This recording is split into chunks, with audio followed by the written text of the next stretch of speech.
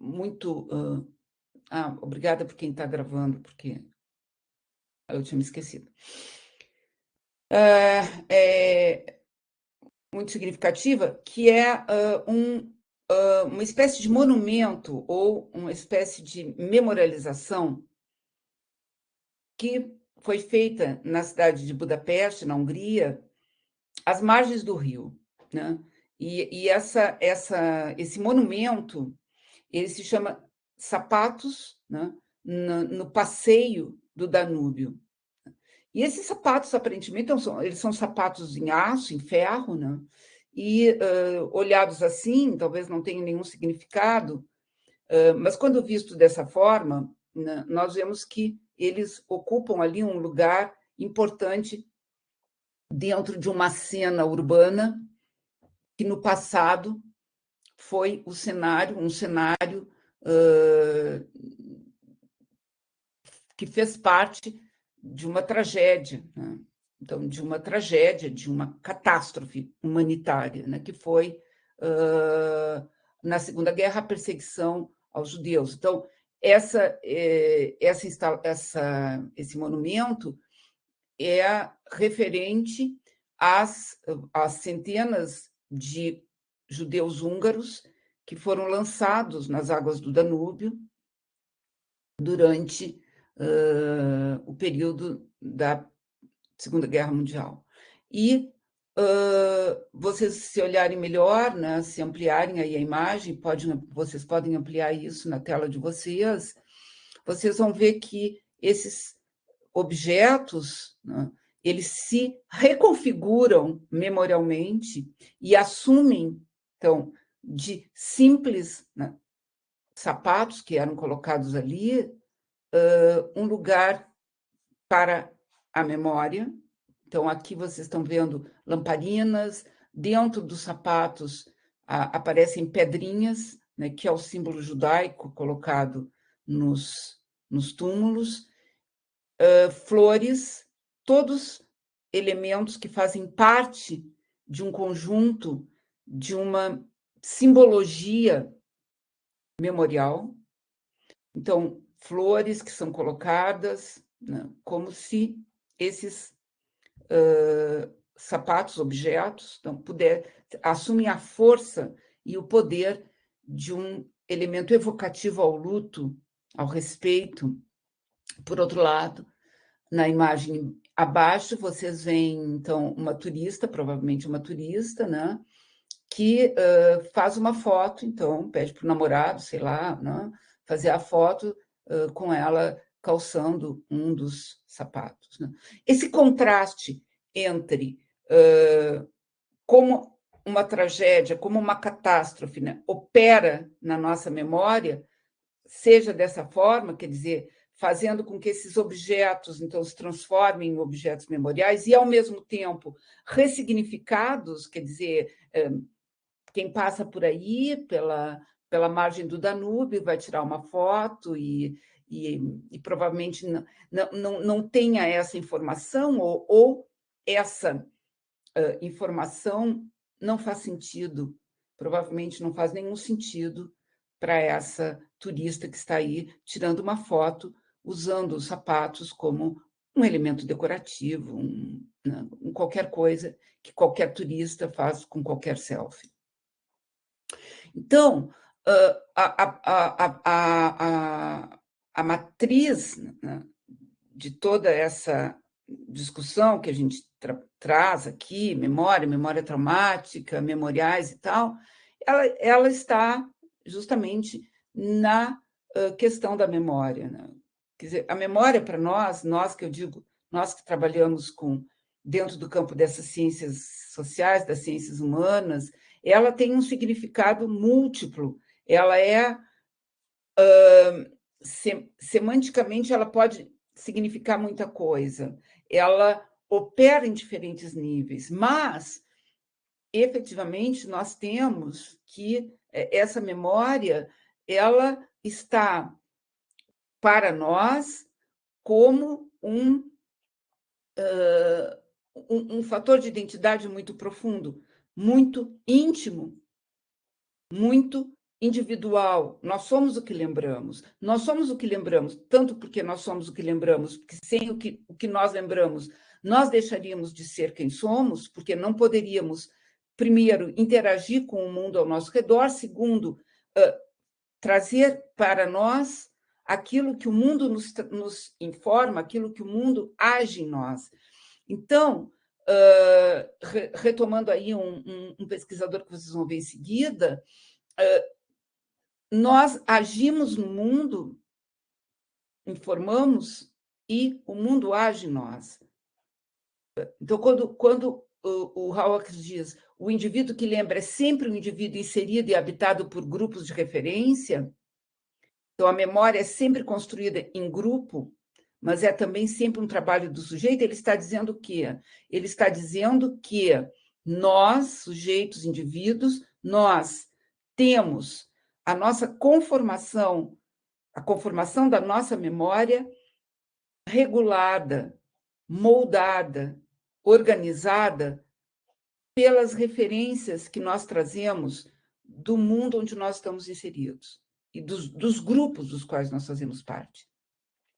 Dito dessa forma, memória e identidade são elementos que não se dissociam. Eles não se dissociam nem no plano individual e eles não se dissociam no plano social. Se vocês tiveram tempo de ler aquele texto do Joel Candoa, ele já começa dizendo ali, né, fazendo uma reflexão que busca nos fazer refletir sobre o que efetivamente nos identifica. E quando ele diz que aquilo que nós somos, em termos de uma espécie, uma origem, né, a nossa origem lá, né, como hominídeos, aquilo que nós somos como uma espécie que é fundamentalmente bípede, que tem um cérebro que se diferencia dos animais porque ele vai amadurecendo ao longo da vida, isso não nos identifica. Identifica o que nos identifica? Identifica justamente aquilo que nos diferencia. E aquilo que nos diferencia tem a ver com aquilo que nós elegemos como sujeitos e como grupo para nos representar. Nesse caso, eu estou falando aquilo que nos identifica. E aquilo que nos identifica está fortemente associado com os elementos do passado, com a memória. Mas o Halvax, ele diz também que os velhos falam mais do passado. Os velhos falam mais do passado não porque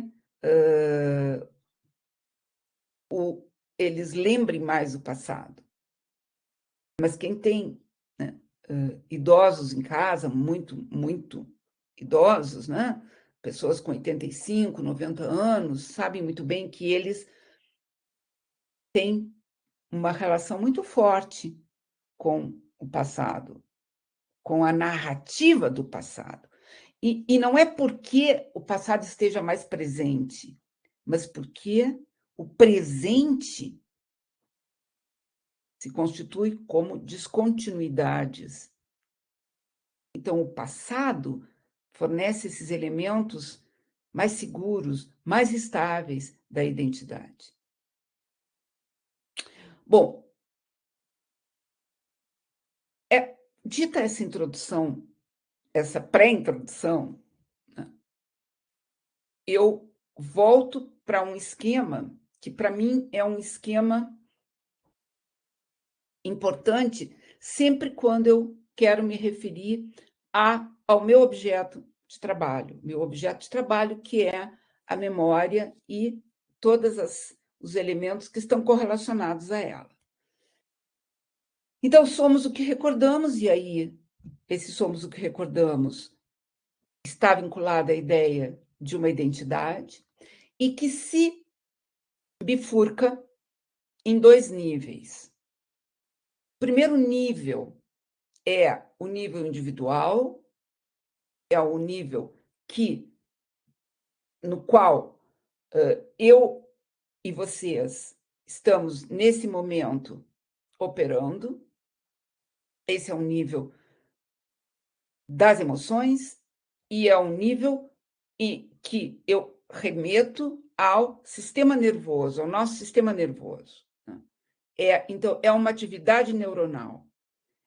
São, no mínimo, nós temos ali 2, 3, 4 conjuntos de neurônios que estão fazendo, nesse momento, conexões para reconhecer aquilo que eu estou falando. Vocês reconhecer, eu reconhecer. Nós temos aí algumas estruturas no nosso sistema nervoso e naquilo que a gente chama do sistema límbico, que são responsáveis por estar agora, nesse momento, fazendo essa informação daquilo que eu preciso falar e daquilo que vocês estão entendendo do que eu estou falando. O hipocampo é uma dessas principais estruturas que vão fazer justamente essa questão da fixação de uma informação e a possibilidade que eu reconheça, através dessa informação fixada, aquilo que eu estou dizendo, ou aquilo que eu vou dizer daqui a pouco, ou aquilo que eu quero, então, falar e que vocês entendam o que eu estou falando. No nível individual, eu também tenho que essa ação de captar,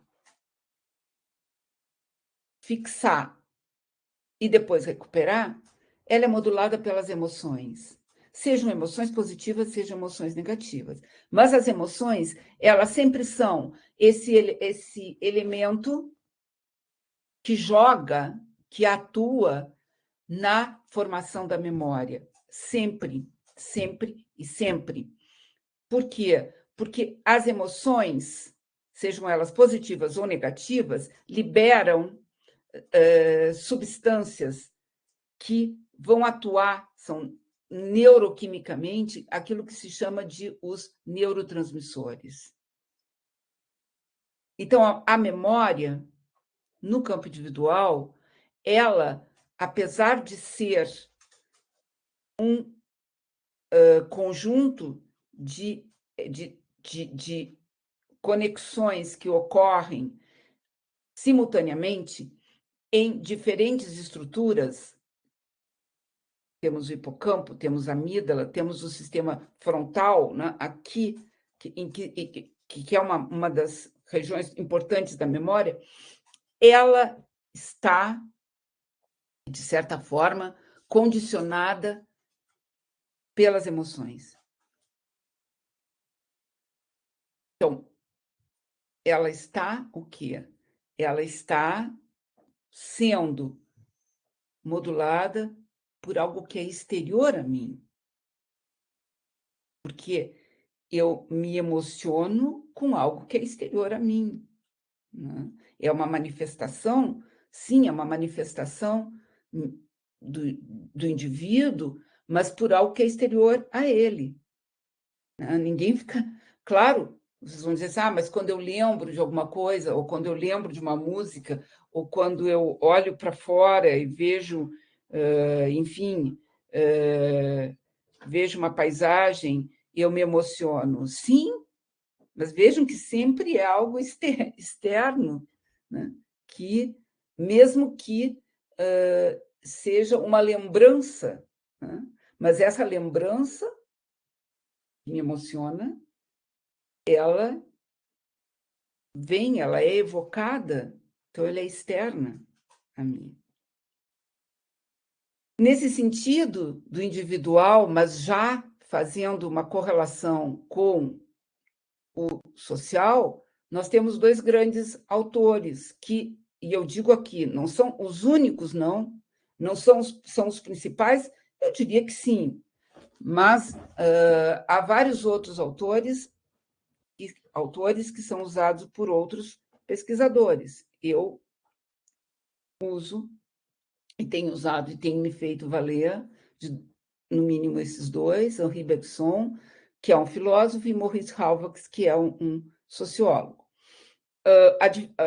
Ambos foram contemporâneos durante algum tempo, final do século XIX, nós estamos falando do final do século XIX.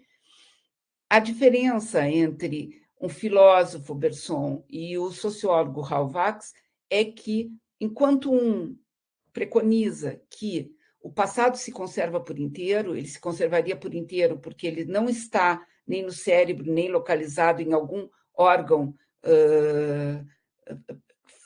fisicamente atestável, mas ele se conserva numa espécie de inconsciente, numa espécie de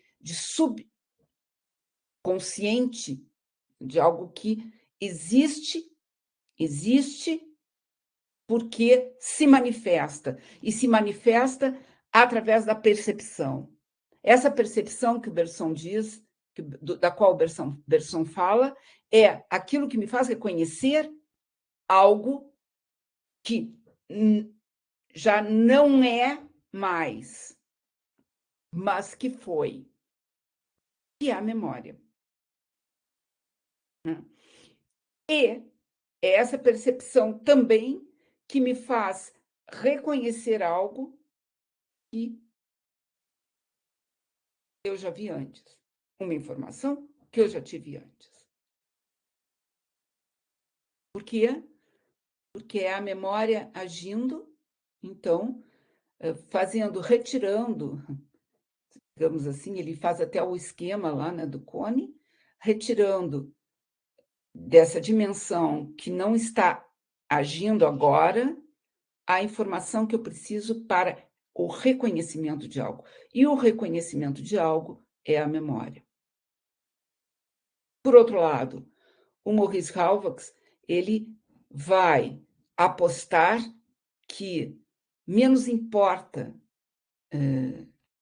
se a memória se conserva ou não se conserva, porque ele diz que o passado não existe, mas sim como se dá essa reconstrução do passado, que ele, vimos agora naquela primeira, naqueles primeiros diapositivos, que ele introduz como ninguém está só. Ou seja, para que a memória se forme, ela precisa estar em conexão com um universo no qual eu estou inserido, que me dá essas referências, essas estruturas, essas molduras sociais da memória. Portanto, para o Halbwachs, o social age sobre o indivíduo e, como ele mesmo diz, o indivíduo tem um ponto de vista dentro desse social, mas ele é formado por isso, a sua memória é formada pelo social, e ela sempre se dá no presente, sempre no presente. Por isso que ele fala de reconstrução, por isso que é uma reconstrução, e ele diz uma reconstrução sempre problemática.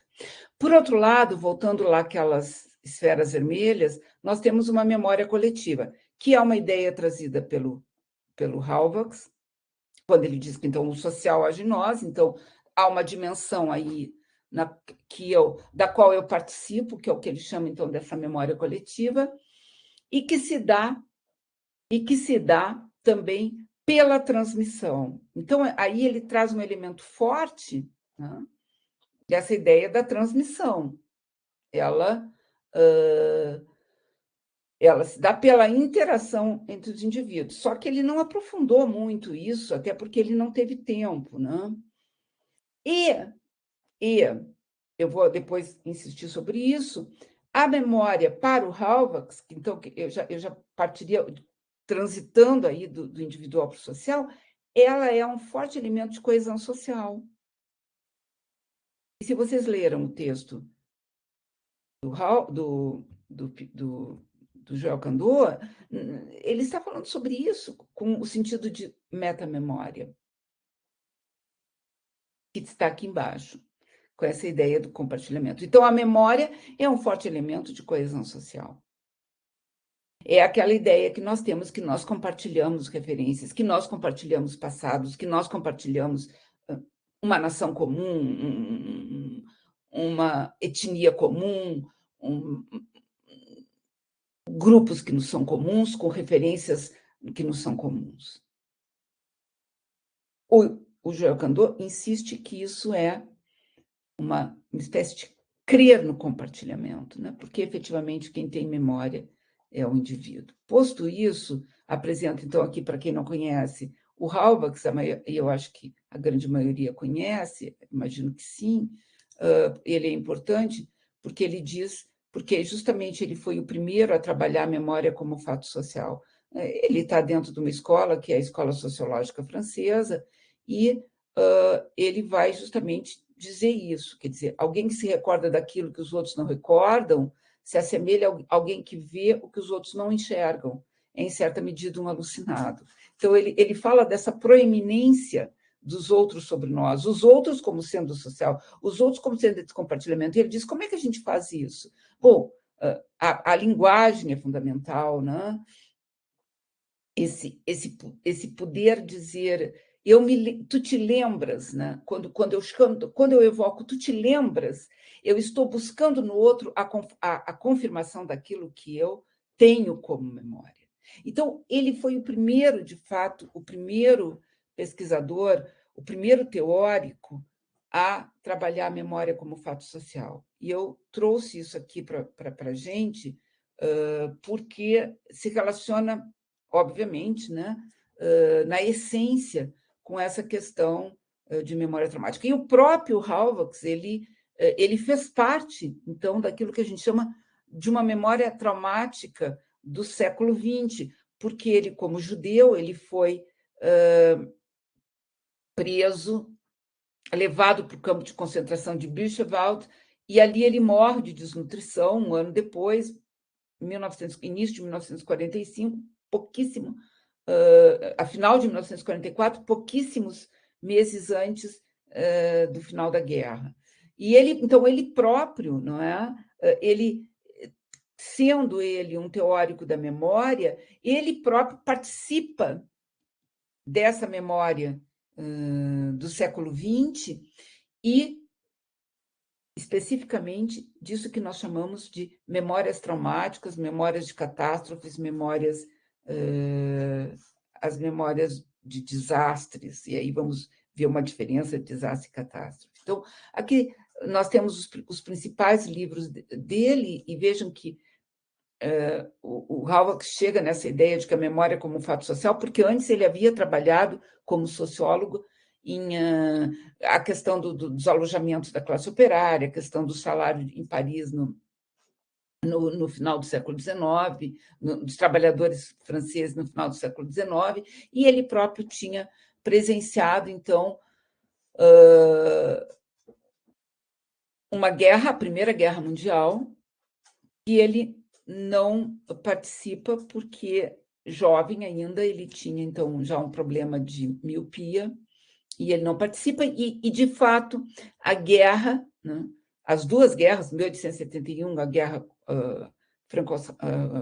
entre franco-alsaciana e a Primeira Guerra Mundial, não aparecem nos textos do Halbach, né?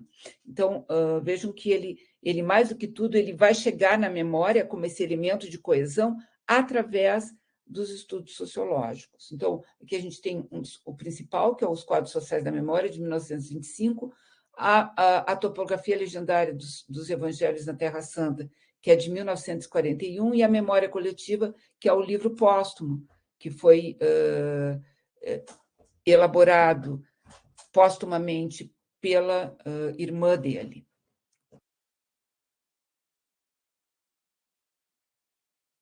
Bom, eu não vou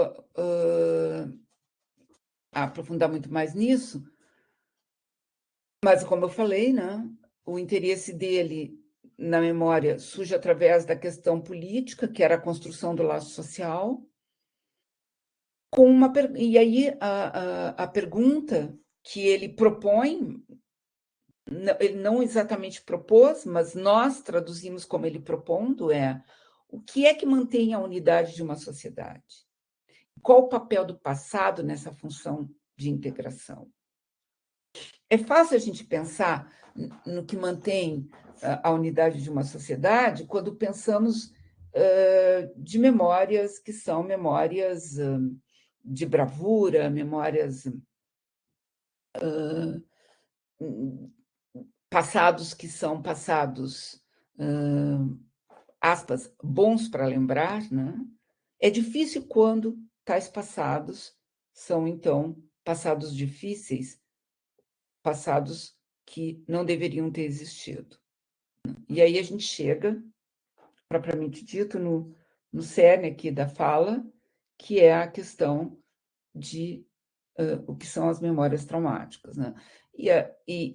Claro que as cenas da Primeira Guerra Mundial, elas não são casuais aqui, né? Elas têm a ver justamente porque na Primeira Guerra Mundial, ou durante e pós a Primeira Guerra Mundial, é que surgem alguns elementos que vão levar a se pensar que há um nível de trauma que transcende o indivíduo.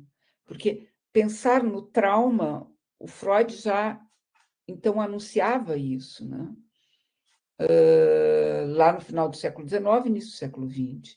Agora, num nível que transcendesse o indivíduo, ele começa a se anunciar aí a partir, então, da Primeira Guerra Mundial. E por quê? E há alguns elementos que no pós-Primeira Guerra, depois a gente vai ver um pouco mais sobre isso, vão indicar que há elementos, há dados aparecem na conformação da lembrança que estão justamente moldados, fortemente moldados pelo que o Halbach fala das molduras sociais, pelo social. Um desses elementos, então, foi estudado por esse historiador, que é um historiador americano, que se chama Jay Winter. O Jay Winter, ele tem vários livros sobre a Primeira Guerra Mundial, mas sob o ponto de vista da memória. E ele se debruçou sobre vários documentos relativos aos soldados que voltavam dos front, e ao voltar do front, eles voltavam, a grande maioria deles voltava com comportamentos que indicavam traumas, alguns até irreversíveis.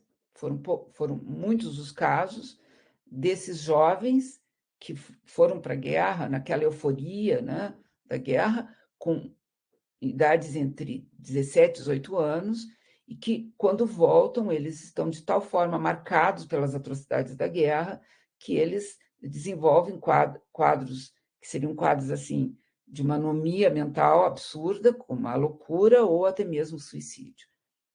Porém, o Jay Winter analisando alguns casos, inclusive de prontuários médicos de soldados que tinham voltado da guerra e que não apresentavam essa espécie de comportamento, né, muito marcado pela tragédia e comportamentos assim atípicos.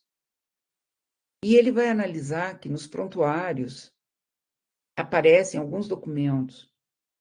Um dos documentos que aparecem em vários casos, que chegaram, mas não tiveram essa síndrome, né, do Fromm, estavam cartas que esses rapazes escreviam para, seja a família. Então, aqui vocês veem esse que escreve, né? Belzier, domingo, 20 de dezembro de 1914, caros pais. Cartas para as esposas, namoradas, e, sobretudo, cartas para as mães. E o Jay Winter observa que esses que escreviam cartas, há uma relação direta entre os que escrevem as cartas, e muitas dessas cartas não chegam ao seu destino, né? Por isso que elas acabam nos arquivos do Exército, porque em algumas dessas cartas os soldados falam desse horror, do que era o horror do campo de batalha, e isso geraria um estado de tensão muito grande e descrença na guerra como esse instrumento de recuperação da identidade. Ou seja, era posta em questão aí a ideia justamente da nação, e muitos desses rapazes que escrevem as cartas não sofrem dos mesmos processos, das mesmas síndromes do pós-Fromm que os outros. E aí ele correlaciona essa ideia da transformação que ocorre pela narrativa, que possibilita que esses sujeitos elaborem o que eles estão vivendo. É uma elaboração que se dá pelo ato de narrar, quando esse ato de narrar se dá de diferentes formas, nesse caso, através dessas cartas. Isso se associa um pouco com a ideia do Freud, né? De trabalhar através da linguagem a memória traumática, para superá-la. Então, esse é um elemento importante que aparece e que o Jay Winter nos traz, e que, ao mesmo tempo, ele começa já a introduzir a ideia de que há um certo distúrbio aí, que é um distúrbio que está relacionado com o social. Porém, não se ainda consegue identificar ou diagnosticar que esse sujeito, por exemplo, que alucina ou que se suicida, ele esteja padecendo de algo que tem a ver justamente com as vivências da guerra. Por isso que, muitas vezes, os médicos, não sabendo muito bem como agir, eles mandam de volta o coitado do soldadinho lá para o campo de batalha, para que ele enfrente, né, o motivo do medo, que, na verdade, só piora e reitera.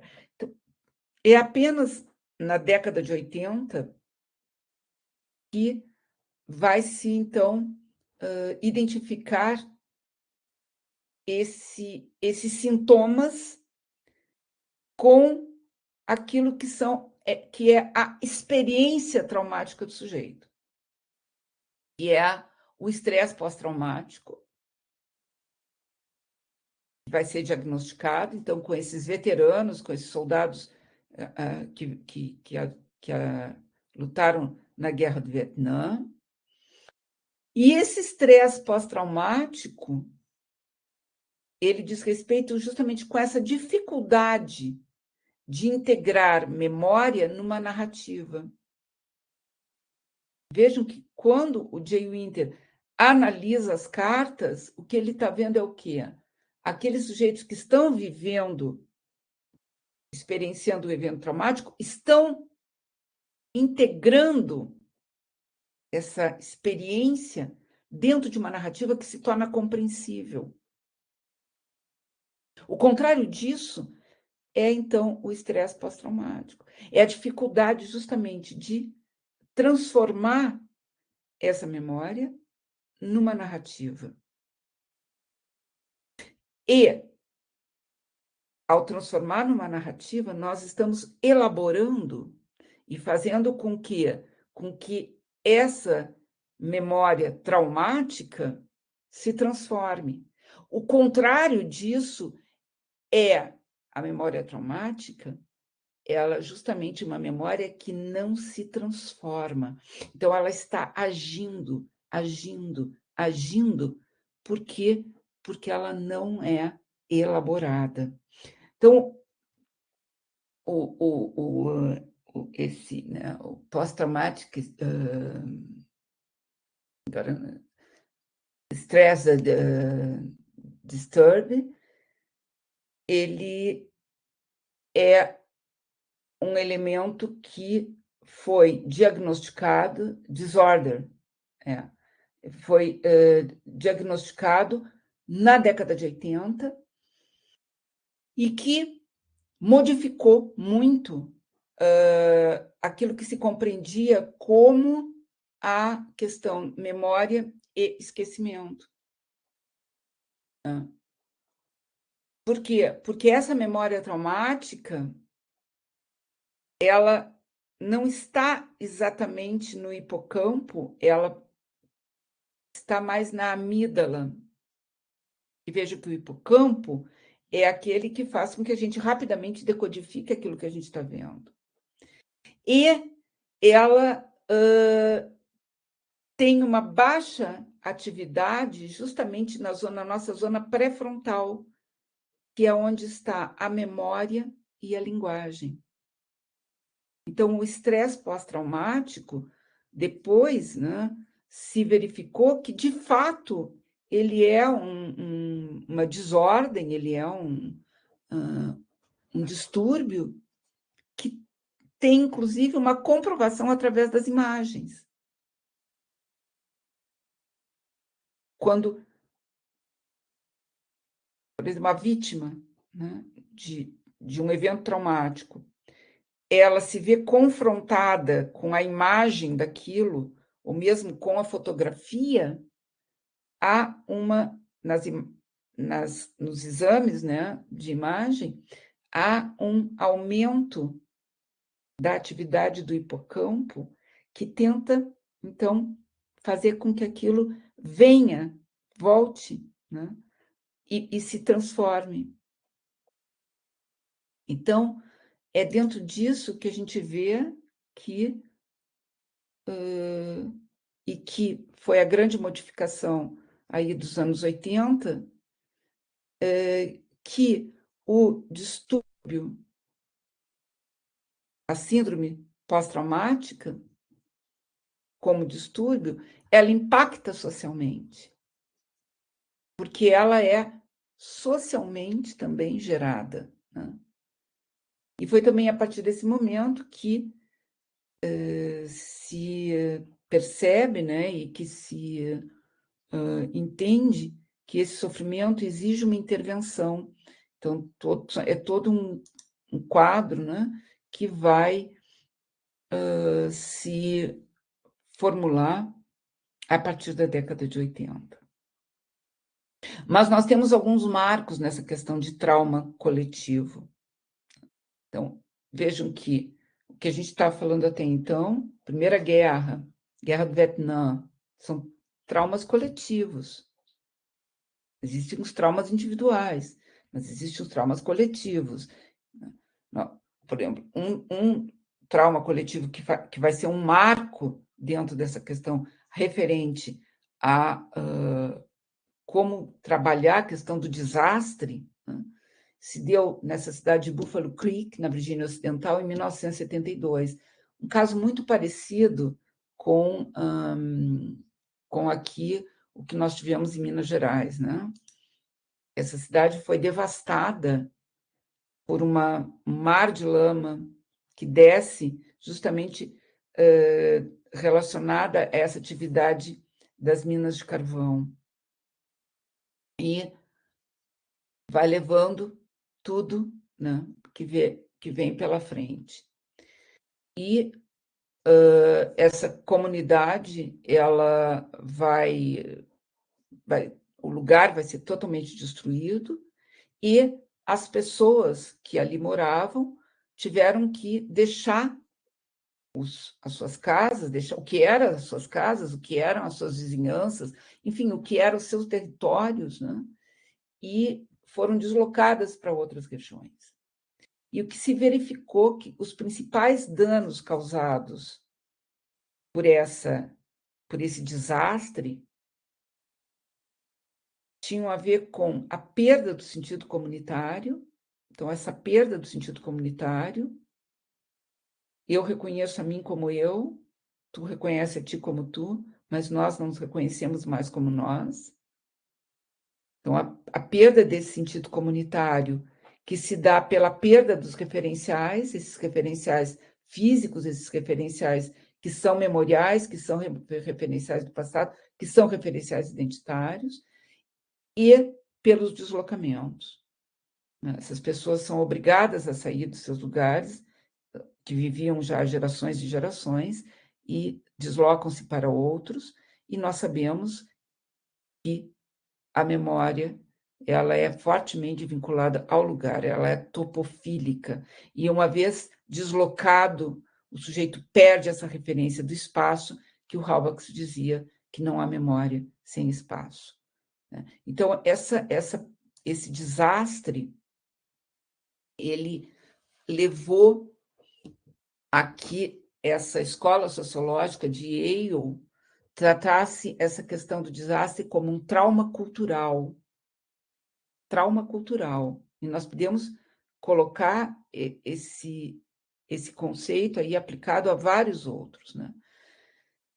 Então, se caracterizaria por quê? Pela perda dramática da identidade, quer dizer, as pessoas já não reconhecem mais os seus lugares, por essas fragmentações no tecido social. Então, o meu vizinho já não é mais o meu vizinho, já não tenho mais o vizinho, já não tenho mais os comércios que eram as minhas referências. E, ao mesmo tempo, por que é um trauma cultural? Porque a memória desses desastres, é o que traz essa escola sociológica de Yale, se adequa à estrutura cultural atual. E o exemplo que eles dão é o naufrágio, que todo mundo sabe, né, do Titanic. Em abril de 1912,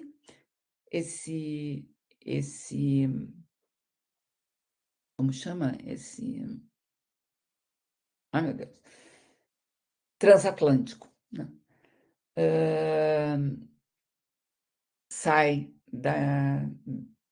Atravessa o oceano da Inglaterra para chegar em Nova York, e quando passa ali pela região das geleiras, um dos icebergs se desprende. Bom, a história todo mundo já sabe, né? Porque a pergunta que se faz é o seguinte: eu mostrei anterior aquele de 1972, né, então, aquele caso que acontece nessa localidade na Virgínia, que pouco é inserido na memória coletiva. E por que o Titanic foi inserido na memória coletiva? Ele não era nem o mais importante dos transatlânticos, nem o maior, nem o mais luxuoso, nem o mais imbatível, tanto que, né, tinha um irmão gêmeo dele, o Olímpia, que não afundou. E por que ele é inserido na memória coletiva? Por que esse desastre se converte numa memória traumática e coletiva? E aí, as explicações que os sociólogos dão é que ele vai estar dentro de um quadro de referências culturais daquele período,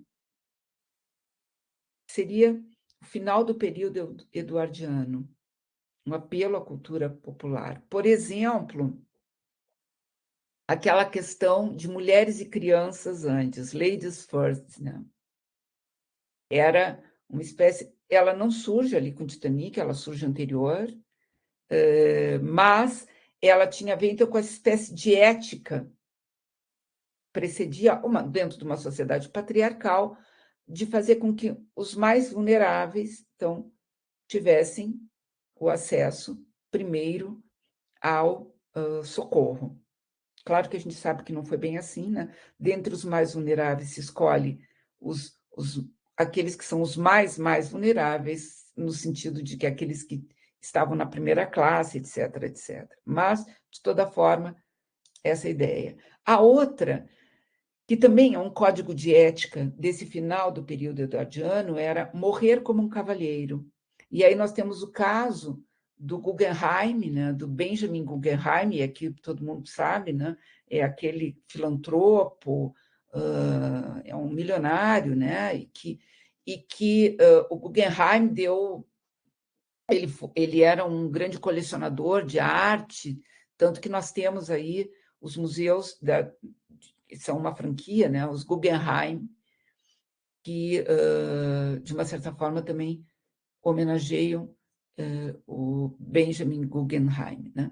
E ele se transforma, então, nesse símbolo do cavalheiro, porque ele, embora sendo rico, magnata, ele estava no navio na terceira classe, porque ele resolveu acompanhar lá os serviçais dele e tal, e ele decide, então, que ele não vai se salvar porque é um magnata, ele espera que todos, então, possam embarcar, só que quando chega a vez dele, claro, já não tinha mais bote salva-vida. Então, morrer como um cavaleiro e o seu oposto, né?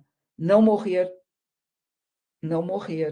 E aí, nesse caso, nós temos o caso desse japonês, Masabuni Ozono, que estava a bordo do Titanic e que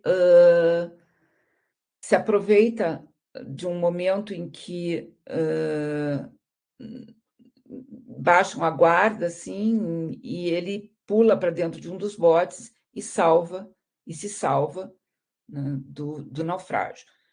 E carrega, porque a sociedade japonesa, com uma forte ética, né, de conduta, e além do que ele era um descendente samurai, né, então ele carrega até o resto da sua existência esse peso de ter, então, infringido um código ético, um código de conduta, que tanto no Japão quanto para a sociedade daquele momento era fundamental, né? Morrer como um cavalheiro.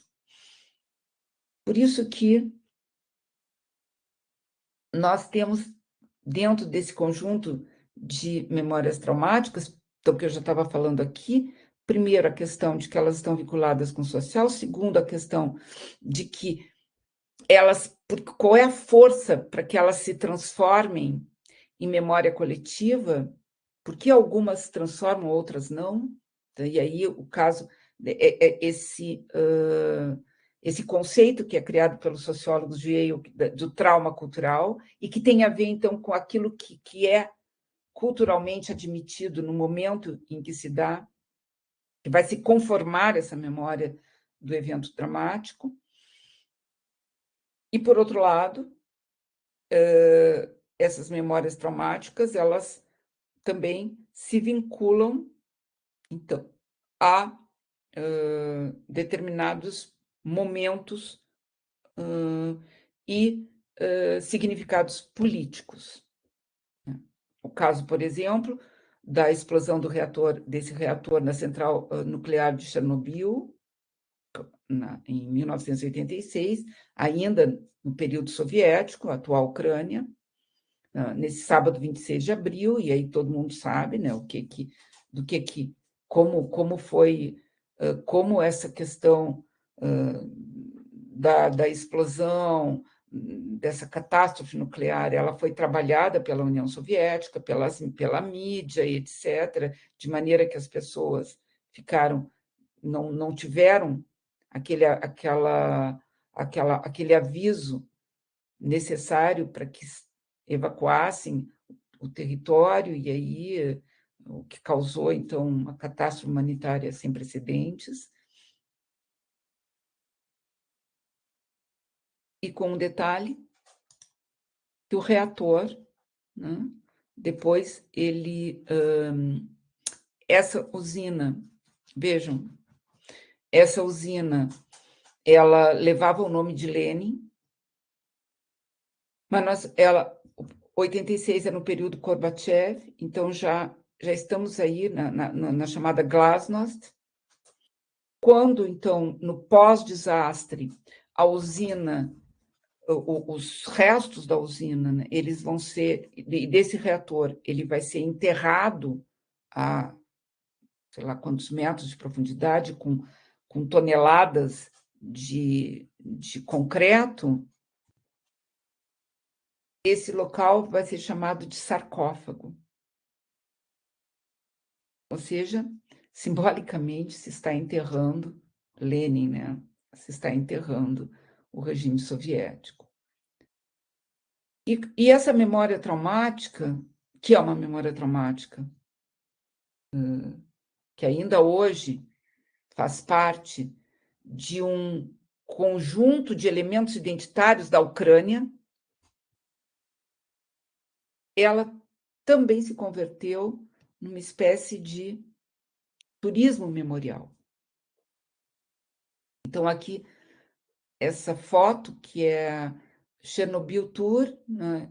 Então, uma agência de turismo em Kiev, que leva as pessoas para Chernobyl, e lá, então, tu tens toda uma vivência, se é que a gente pode dizer assim, do lugar, que agora então já está esterilizado, já está devidamente, se bem que as medições que são feitas diariamente para saber o nível de radioatividade, mas que se converte, então, num chamado turismo, o que nós chamamos de turismo memorial, mas em lugares de tragédia.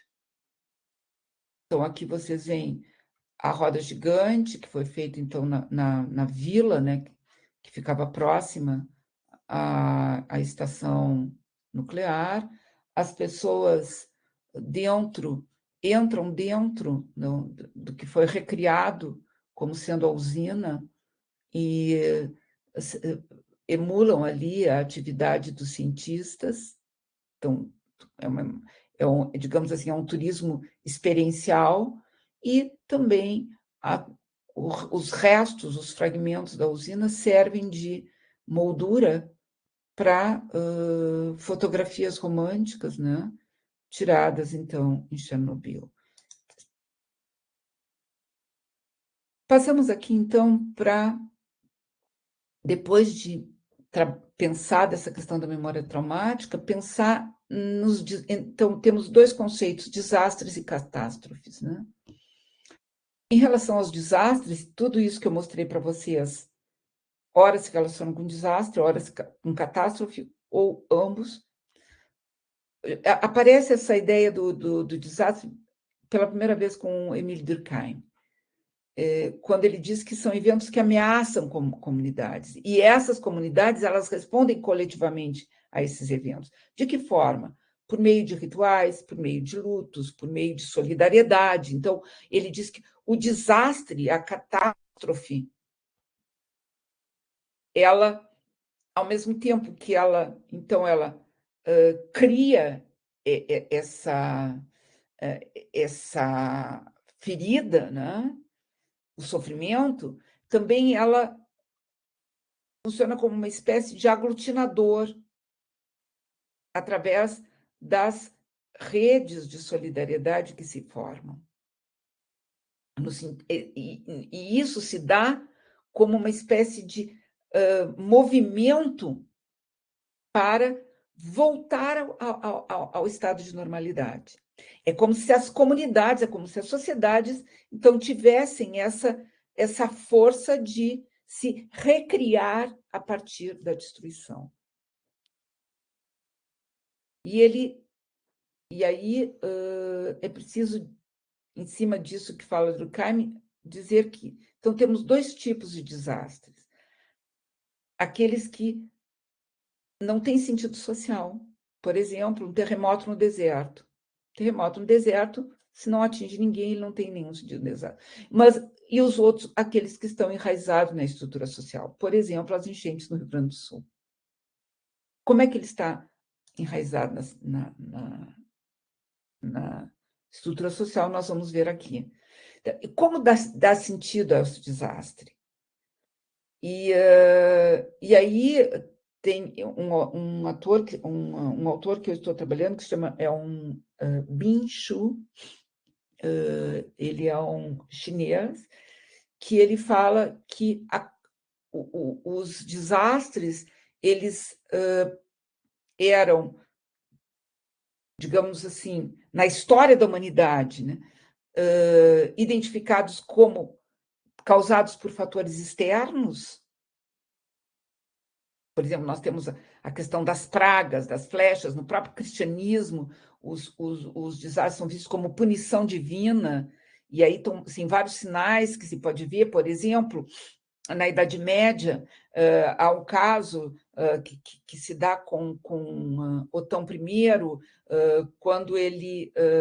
Carlos Magno, desculpe, quando ele passa por um portal, né, e esse portal, essa espécie de, então, pórtico, se rompe.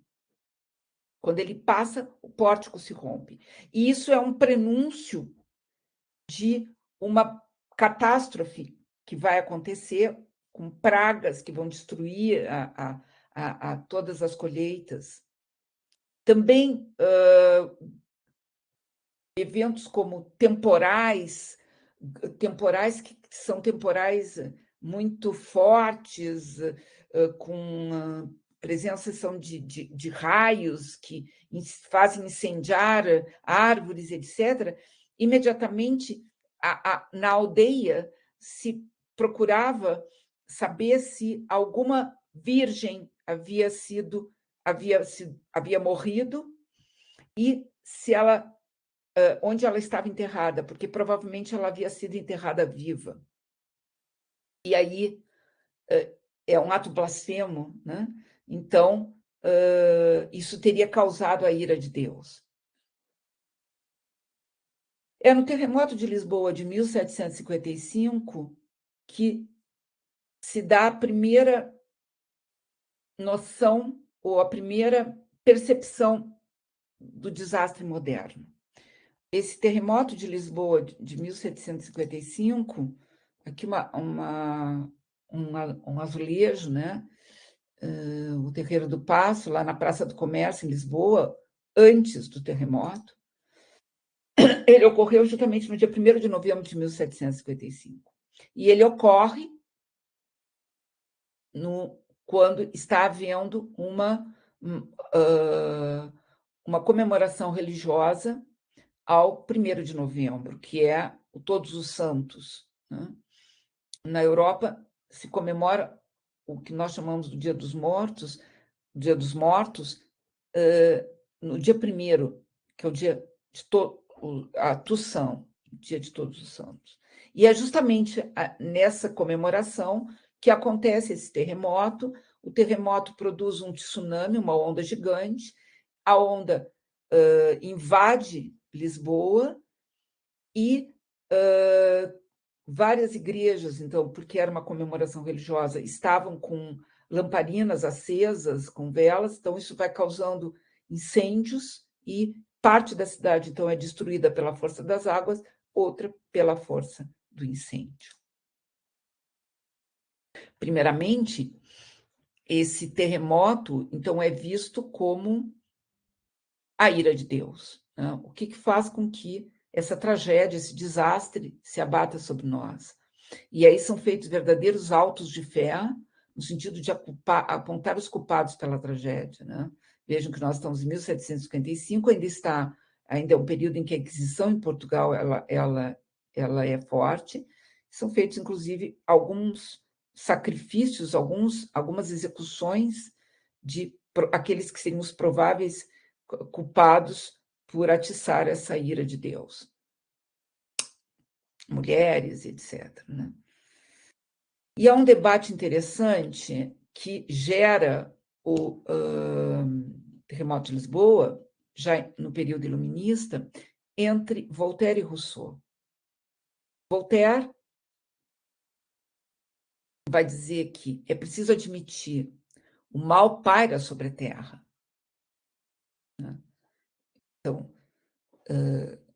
esse mal não é exatamente Deus, mas é o mal. Então, não está se confrontando com aquela lógica cristã que fez com que a ira de Deus se abatesse sobre nós, mas admite que há um mal, um mal que preside as ações humanas.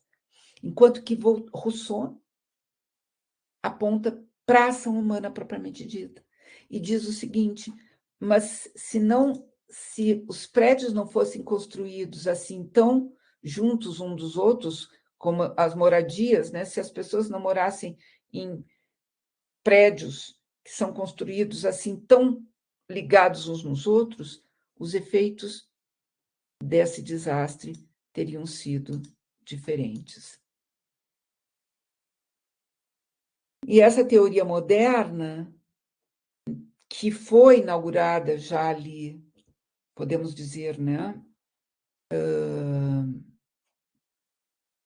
com essa questão do terremoto, ela se vincula com aquilo que nós falávamos anteriormente, que é a ideia de que os desastres são sociais. E por isso que esse autor, Bin-Chul, que eu falei para vocês, ele questiona aquela premissa de Durkheim, que os desastres ativam as formas de coesão social. Porque ele se pergunta, Durkheim não levou em consideração que as sociedades não são homogêneas, que há desigualdades, né? Provavelmente, no terremoto de Lisboa, aqueles que mais sofreram eram aqueles que estavam mais vulneráveis.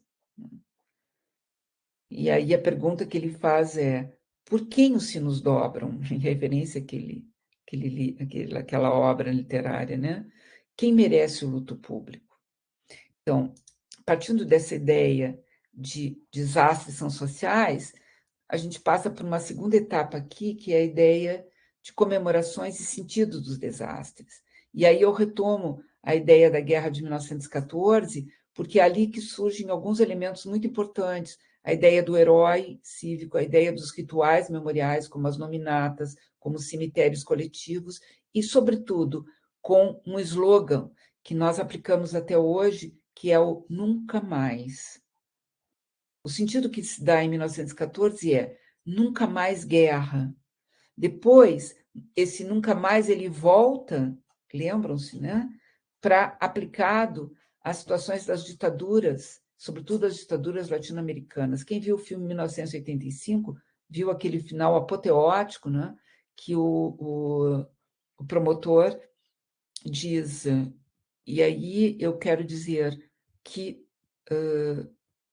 nunca mais se repita o que aconteceu aqui na Argentina. A Guerra de 14, ela traz novas formas de 14 e 18, ela traz novas formas de patrimonialização, objetos que nunca antes haviam sido pensados na história da humanidade como objetos patrimoniais, eles surgem aqui como as próprias ruínas da guerra. Então,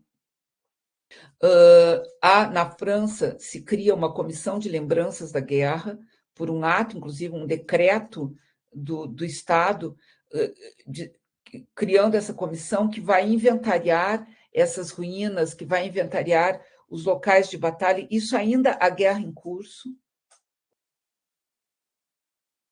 que vai converter essas imagens da destruição, como cidades bombardeadas, prédios destruídos, em lembranças. São os cartões postais da guerra, né, que vão surgir no período entre uma guerra e outra, e que fazem parte de todo esse conjunto memorial, dessa conversão, né, de uma memória traumática em patrimônio.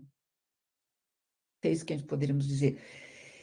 E também, e agora aqui também eu me remeto, isso é o anterior, né, a Chernobyl, é aqui que acontecem as primeiras explorações de lugares de sofrimento como zonas de turismo.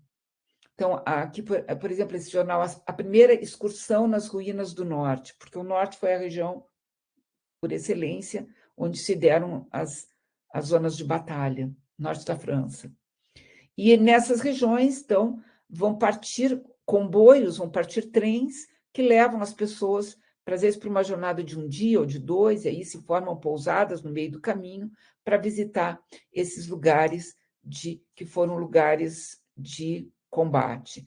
Como essa foto que vocês veem aqui, quer dizer, é um fotógrafo, então é uma foto tirada de uma foto, né, que fotografa esses homens e mulheres aqui, provavelmente parisienses, nos escombros da guerra. Também é da Primeira Guerra que se constrói, a partir da tragédia, a partir da memória traumática, uma narrativa da nação. Então, aí nós temos como fundamental a construção dos monumentos aos mortos no espaço público. Então, esses lugares que vão ser, então, as referências, eles são construídos em lugares, os lugares mais importantes da cidade, eles estão normalmente associados às prefeituras, eles levam os emblemas cívicos, como as bandeiras, e mesmo as imagens, né, elas estão associadas com uma iconografia heróica da antiguidade, mas com a figura do soldado, tal como vocês estão vendo aqui, né?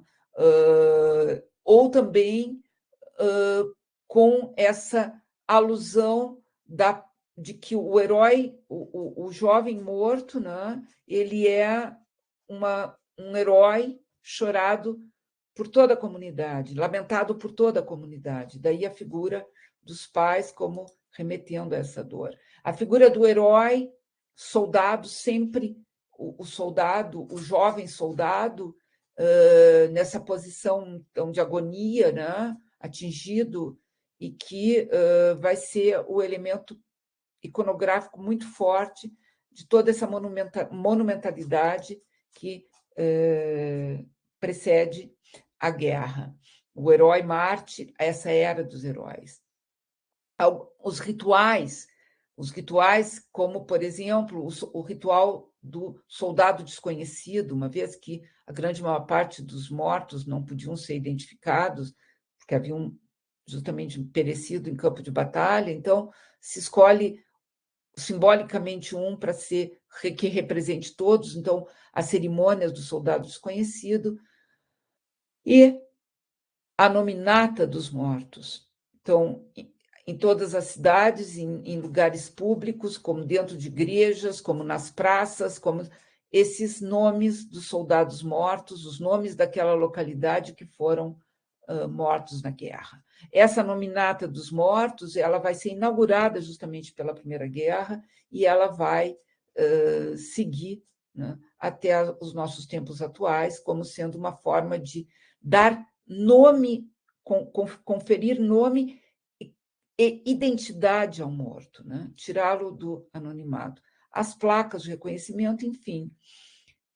Um segundo elemento que está também relacionado a um evento traumático é a comemoração, as comemorações que ocorrem, então, no pós-Segunda Guerra e, sobretudo, as comemorações que ocorrem em lugares que foram lugares de tragédia coletiva, né, lugares de catástrofes coletivas, como os campos de concentração. Então, aqui, a comemoração cada 27 de janeiro, que foi a data, então, da abertura do campo de Auschwitz, se faz essa comemoração no campo, acendendo as velas, fazendo esse ritual, um ritual fúnebre, mas que é um ritual político, é um ritual que tem um impacto muito grande dentro de uma memória pública e que faz essa espécie de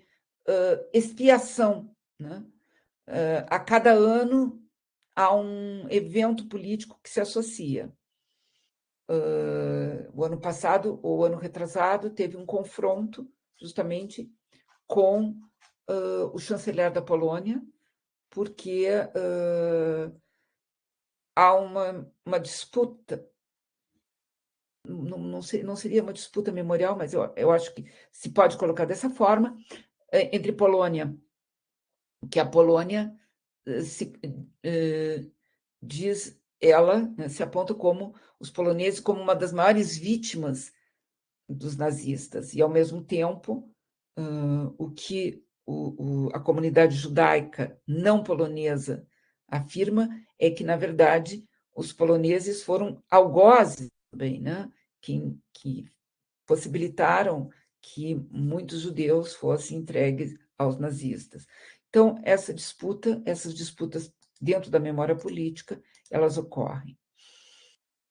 Assim que, então, passamos pela Primeira Guerra, o pós-guerra, e chegamos, então, nessa segunda metade do século XX, que alguns autores identificam como essa era pós-heróica. Aquele herói que nós temos da Primeira Guerra Mundial, que vai ocupar o espaço público, que formata a memória coletiva, ele hoje, depois da Segunda Guerra, ele assumiu a figura da vítima, e hoje é uma outra vítima, que não aquela exatamente da qual se fala também como a vítima dos crimes nazistas, né? Somam-se outras vítimas a essa vítima.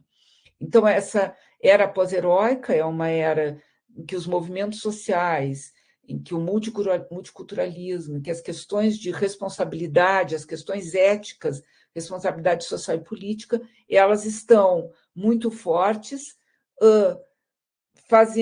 moldando, né, essa noção de desastre,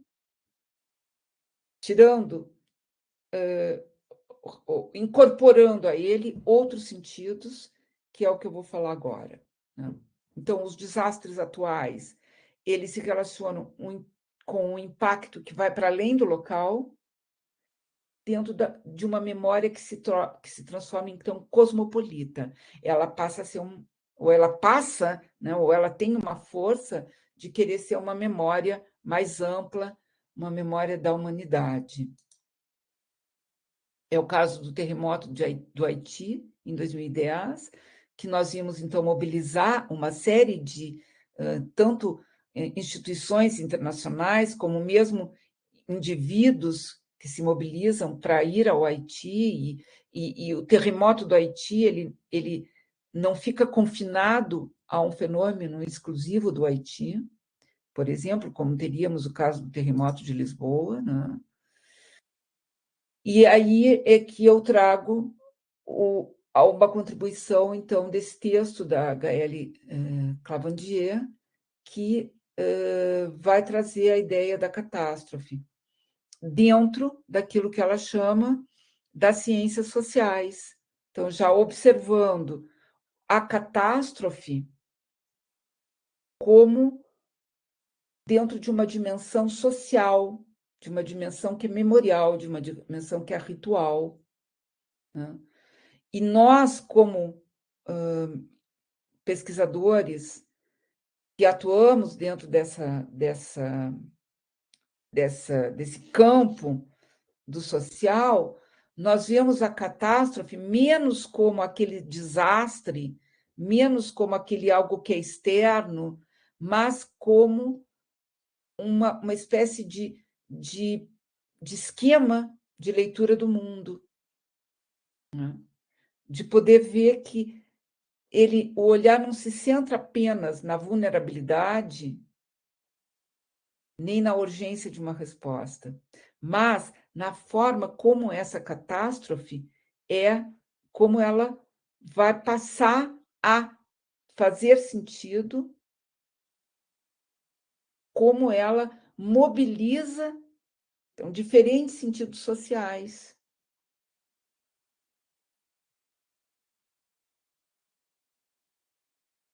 E ela faz uma distinção entre risco e catástrofe. O risco seria aquilo que, por exemplo, nós podemos ver em Chernobyl. Ele materializa o risco nuclear, né? Sabia-se que havia ali uma central nuclear e havia um risco de, em algum momento, aquela tragédia ocorrer. Já a catástrofe, ela esteve relacionada, então, antes, né, com a ideia de sociedades tradicionais que não se protegem, mas ela se contrapõe a isso. Né? Ela se contrapõe a isso, dizendo que não, agora, então, esse século XXI, quase, né, essa segunda metade do século XX, ela inaugura a chamada Era das Catástrofes, que tem outro sentido. Por exemplo, o ataque às Torres Gêmeas, aí ficou 11 de 8, né, 11 de setembro, né, de 2001, em Nova York, o tsunami naquelas ilhas do Pacífico em 2004, os atentados em Madrid e Londres, 2004, 2005, e o furacão Katrina, de 2005. Todo esse conjunto de catástrofes formatam uma nova dimensão para o pesquisador, que é, de novo, voltar, se o desastre é visto como o fato social, a catástrofe, então, absorvida, analisada, incorporada nos estudos como um fato social, né? Que é um fato em si, ela produz uma ruptura que é tangível, mas ela se insere num processo de significação, ela está localizada, ela é fortemente territorializada e ela é datada, ela tem uma construção memorial com diferentes registros,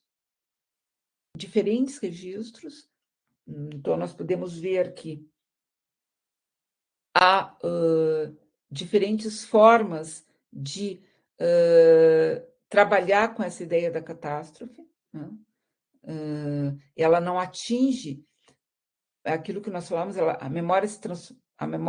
a catástrofe se transforma numa memória que é cosmopolita, que vai além do fato, né? E aí nós temos, finalmente, essa questão que foi o que presidiu inicialmente a minha ideia desse encontro, que é as inundações aqui no Rio Grande do Sul em maio de 2024. E há um elemento forte que eu quero destacar aqui para vocês, que é isso, quando ela se insere num processo de significação, embora produza uma ruptura. E aí a gente vai vendo claramente esses elementos. Por exemplo, nessa localidade de Cruzeiro do Sul, que foi uma das mais fortemente atingidas pelo rio que passava, né, ao lado desse lugar, de tal forma as águas são tantas, o rio transborda, ele altera o curso, ele muda o curso e invade essa localidade, destrói tudo, né? E aí fica um dos elementos que parece que se sobrepõe à destruição, é justamente a cruz que encimava, né, que estava em cima da única igreja da localidade, e uma imagem de uma virgem. Então, isso é traduzido como posteriormente a mídia explora isso, e o padre local, então, traduz isso como dizendo, não, é que a igreja, né, era o local que aglutinava essa comunidade. Casamentos, batizados, ritos funerais eram feitos ali, e o fato, então, da cruz ter se mantido, né, não ter sido levada pelas águas, faz com que ela se torne um elemento semântico de que vamos sobreviver, né? Aqui estão nossas memórias, mas nós vamos conferir outros significados ao que nos aconteceu.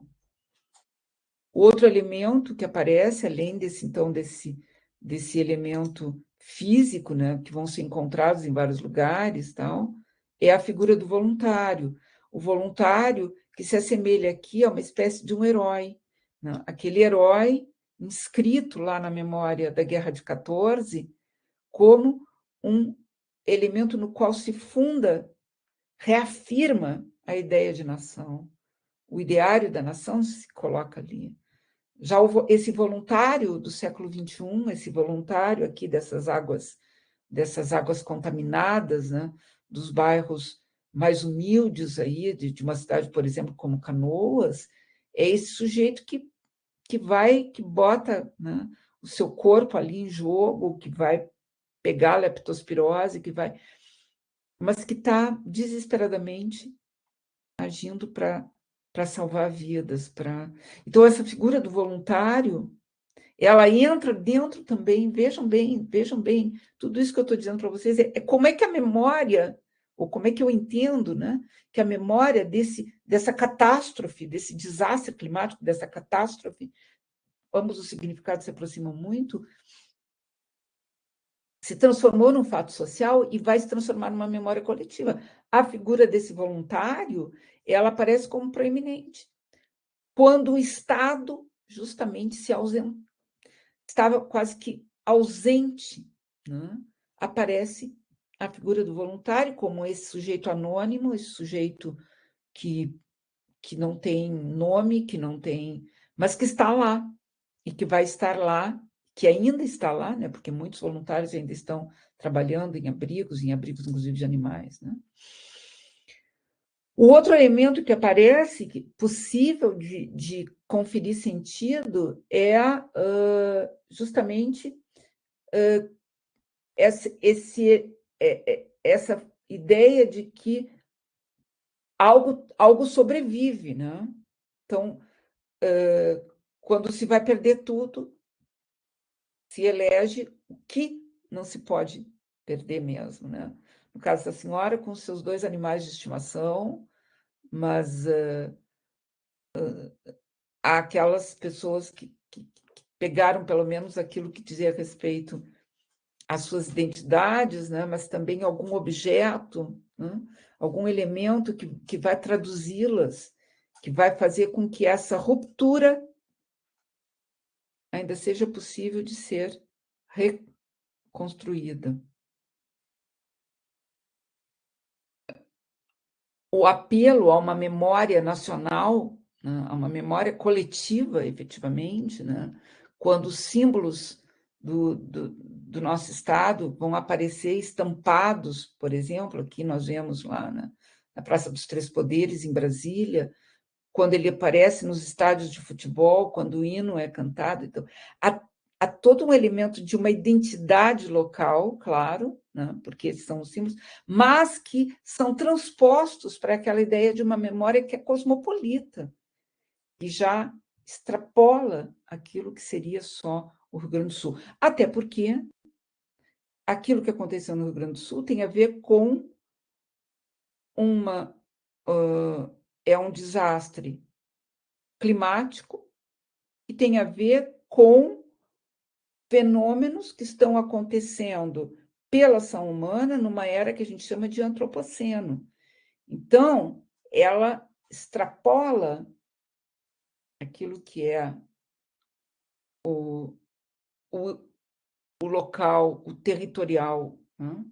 Ela se desterritorializou à medida que ela vai apostar nessa memória cosmopolita. E, finalmente, aqui, para não me estender, fiquei bem dentro do tempo, aquela primeira imagem lá do que eu começo é uma imagem que eu encontrei de quando houve a enchente, né? fotógrafos que estiveram ali nos locais da enchente, então, que fotografam esses objetos, né? Objetos que são encontrados nos destroços das casas, né?